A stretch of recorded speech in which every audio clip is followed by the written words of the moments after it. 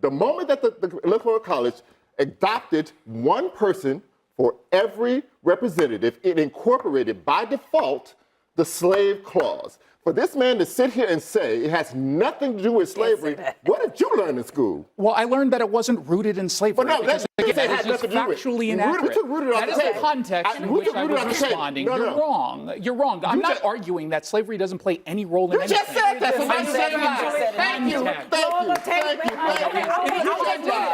you. In the context of what you said, it's just not true. You just lied. You got schooled in our national TV. That's what you were saying. I was schooled. You were absolutely schooled, and your ignorance was revealed. Hey everyone, welcome back to the channel. You picked a good one to click on today. So picture this. A CNN panel sits down to talk about the Electoral College, and what starts as a calm policy chat turns into a full-blown history showdown. On one side, a liberal voice insists the whole system carries the fingerprints of slavery in how it was built.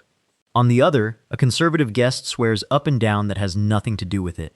What happens next is one of those rare cable moments where someone confidently states their case and then watches it fall apart in real time, with the entire table reacting to the wreckage. Stick with me all the way through, because the back half is where this thing really catches fire and you do not want to miss how it lands. And while you are here, do me a favor and drop a comment letting me know what city or country you are tuning in from. I love seeing where everybody is watching from. It honestly makes my day. Alright, enough setup. Let us get into it. On the position of strength. It's like, listen, anybody who studied any small bit of history knows the Electoral College is rooted in slavery. That was the entire reason that it was invented, essentially. And we should have gotten from up under it a long time ago. And not just because you have two women quite capable who lose the election. So I don't have a problem with her argument. I think it's probably correct. And I think most people in this country, you want to, a big reason there's a lot of apathy is because a lot of people feel like their vote doesn't matter. And the reason they feel that way is because they look at things like, okay, let me get this straight. We can all agree and all, from a popular vote standpoint, vote for a candidate and that candidate still lose. And that the math doesn't math for them. So it's like, why are we clinging to the system? If anybody should hate the Electoral College, it should be Hillary Clinton. Yeah, right? I understand why she does. She won the popular. No, she won the popular vote by 3. Right, no, but this is not a new argument. She's got the self-awareness. She's got the self-awareness to laugh at the fact that she hates it because she won the popular vote by 3 million and she lost the electoral vote. So I think I actually like that side of Hillary where she's self-deprecating and she's laughing at the circumstances. Mm-hmm. The bottom line is changing the Electoral College is something that we talk about all the time. It's archaic. It may not make no sense. It's rooted in slavery. All those things are true. But in practicality, getting rid of it, it's in the Constitution, would require a constitutional amendment. So to that and that is an incredibly high bar. And in this political environment, not going to happen. It's not going to happen. It also, just to be clear, I mean, it wasn't founded because of slavery. That's just factually inaccurate. The reasons behind it had a lot to do with the size of the country and the lack of technology to actually reach everyone at the time. That's why the Electoral College came out. So it had to your point, I agree with you that. Because it's not a law. We're not going to let that lie stand. It's not a law. You just dismissed slavery. It's not rooted in slavery. Let's take the word rooted out, but you're not going to sit here and say that has nothing to do with slavery, which is what you just insinuated. I'm going to say that it had nothing to do with slavery. Okay, that's not true. That's just not true. Give us the counterpoint. That's not true. So the large states, the small states were already up in arms because if you had a straight vote, a popular vote, then they would always be drowned out. Some of the smaller states were in the South. Roughly a third of their populations were enslaved people. One of the compromises was to take one person for every representative you had that incorporates the 3/5 rule on slaves automatically, because the representatives were determined with the 3/5 rule incorporated. This right here is the moment the whole Electoral College myth starts cracking, and I am here for it. Because when the liberal voice at that table said, anybody who studied even a small bit of history knows the Electoral College is rooted in slavery, that was not an insult. That was a history lesson dressed up as a mic drop, and you could feel the temperature in the room shift instantly. Here is what people do not realize. The frustration is not about one party being mad they lost. It is way deeper than that. When he pointed out that a candidate can win the popular vote by nearly 3 million people and still lose the White House, he was naming the exact reason so many Americans feel like their vote is decoration. You vote, you win the head count, and the math just shrugs at you. That is not democracy flexing. That is democracy with an asterisk. And watch how fast the conservative guest tries to slam the door shut. He jumps in and says it was not founded because of slavery. That is just factually inaccurate. Confident, clean, said it like a closing statement. And that is the part that blows my mind, because he says it with total certainty right before he gets taken apart on the actual record. You have to understand the setup here. The smaller states were terrified that a straight popular vote would drown them out completely. Some of those smaller states were in the South, and roughly a third of their population were enslaved people who could not vote at all, but somehow still counted toward power. So when the compromise tied electors to the number of representatives each state had, it quietly carried something ugly inside it. The math was never neutral. It was a deal. And the liberal side at that table knew it cold. The moment that the Electoral College adopted one person for every representative, it incorporated by default the slave clause. For this man to sit here and say it has nothing to do with slavery, what did you learn in school? Well, I learned that it wasn't rooted in slavery. Well, no, because, that's again, that is just factually inaccurate. That is the context in which I was responding. No, You're no. wrong. You're wrong. I'm not arguing that slavery doesn't play any role in You anything. just said that. So I said that. Thank you. Thank you. I mean, look, in the context of what you said, which is not true. You just lied. I'll tell you, you got schooled in on national TV. That's what you were I saying. was schooled. You You have were absolutely schooled. Let me play Your Jeff ignorance Flake was making revealed. the 2026 argument for the Electoral College. Listen to this. I'm one who finds virtue in the Electoral College. And it's not just because I come from a smaller state, Arizona, that may benefit more than a larger state like California. It emphasizes our system of federalism. We are not a direct democracy, we're a representative democracy. The states have considerable power. The states run elections. That is a good thing to decentralize that kind of power. So that's a case for it that is, even in this modern day, taking all of that into history into consideration. But I guess I just wonder, I mean, what's wrong with just one person, one vote applying at the presidential level? There was a constitutional amendment on the table for the popular vote election of the presidency in 1968 after Nixon won. It was Republicans who were aggressively advocating for that. It was Democrats who killed that proposal because they were so persuaded by the counter argument that they read at the 11th hour, which basically said that this is a constitutional bulwark against majoritarianism. Every single safeguard in our constitutional framework prevents majoritarianism. Everything, federalism, the fact that the Senate has 2 senators that are equal no matter what state you're in, the fact that the House is proportionate based on population, the fact that everything is divided between the federal government and the states. This is just an extension of that.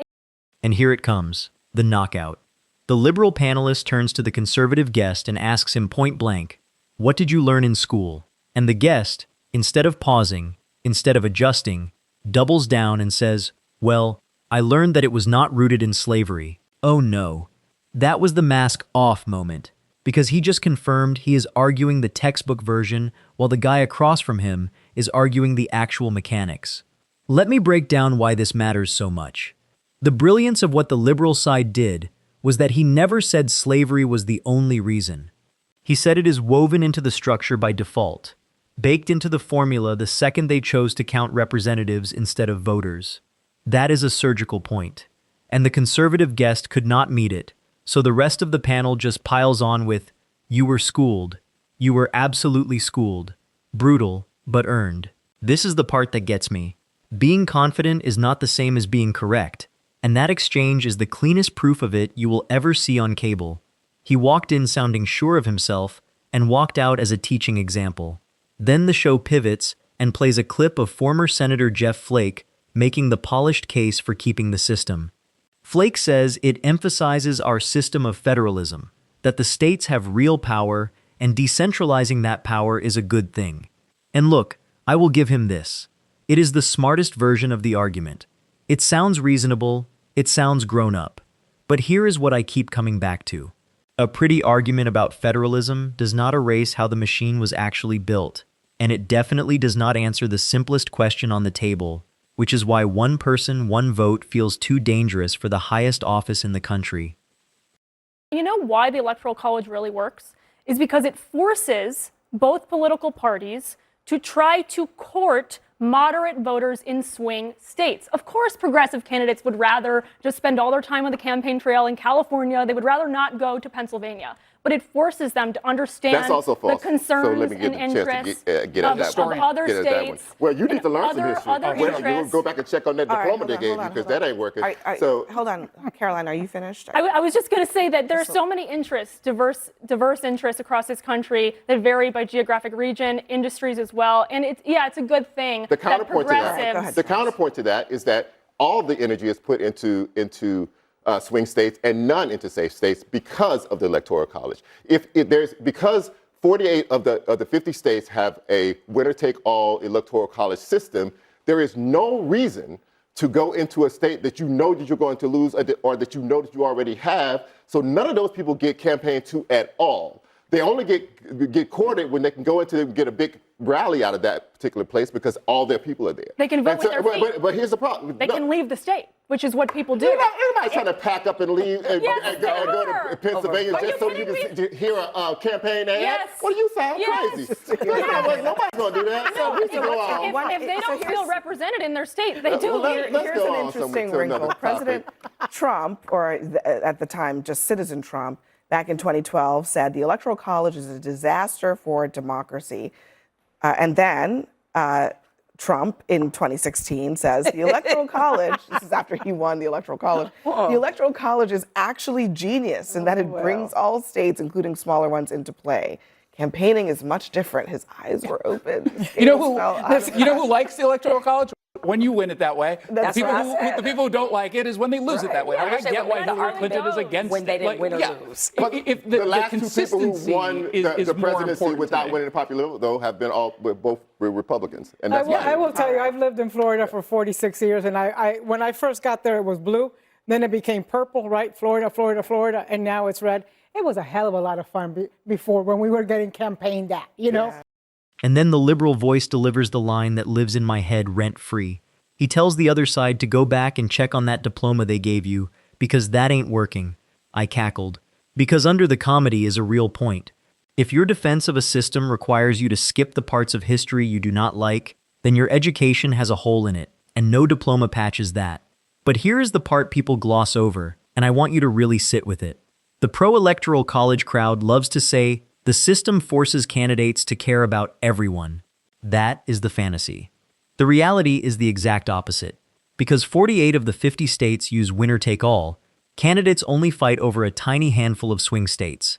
If you live somewhere your party always wins or always loses, congratulations, you are politically invisible. Nobody is courting you. You are background scenery in your own election.